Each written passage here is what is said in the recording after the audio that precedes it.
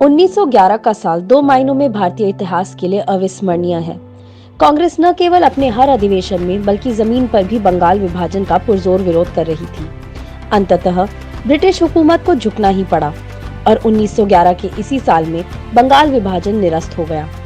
बंगाली अस्मिता को एकजुट रखने वाली लड़ाई जीत ली गई थी। अंग्रेजों की फूट डालो राज करो की नीति के सामने देश और कांग्रेस की जीत हुई। साथ ही पूरे देश में ये संदेश गया कि एकजुट रहकर ही देश विरोधी शक्तियों को परास्त किया जा सकता है। इसी साल बिशन नारायण धर की अध्यक्षता में 1911 में कलकत्ता अधिवेशन आयोजित किया गया। इसी अधिवेशन में बंगाल की माटी के सपूत और विश्व के महान कवि रविंद्रनाथ टैगोर द्वारा लिखित जनगण मन को पहली बार गाया गया।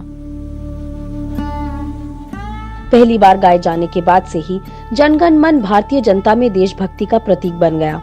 यही कारण है कि 1950 में जनगण मन को राष्ट्रगान का दर्जा दिया गया। जनगण मन ने आजादी के आंदोलन में देशभक्ति की भावना का संचार करने का काम किया। वंदे मातरम के बाद जनगण मन आजादी के दीवानों में उत्साह भर रहा था। कुल मिलाकर जनगण मन भारत की भावना में रच बस चुका था। इसलिए पूज्य बापू ने कहा कि इसने हमारे राष्ट्रीय जीवन में जगह बना ली है। वही प्रथम प्रधानमंत्री पंडित जवाहरलाल नेहरू ने इसे एक महान राष्ट्रगान बताया। इस तरह 1911 के साल ने दो बड़े संदेश दिए। पहला, भारत किसी भी शक्ति को परास्त करके आगे बढ़ सकता है और भारतीयों ने कांग्रेस के साथ मिलकर देश के खिलाफ खड़े होने वाली शक्तियों को पराजित करने का जज्बा पैदा किया। दूसरा, जनगण मन के उदय के जरिए पूरे भारतवर्ष में देशभक्ति की लहर चरम पर पहुंची। आज देश आजादी के कई साल पूरे कर चुका है। आज हमें ये समझने की आवश्यकता है कि हमारे पूर्वजों ने देश को एकजुट बनाए रखने के लिए कितने बड़े बलिदान दिए हैं, संघर्ष किए हैं।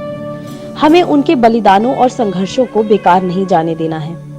हम सबको एकजुट होकर अंदर और बाहर दोनों तरह के दुश्मनों से देश की आजादी की रक्षा करनी है। जय हिंद।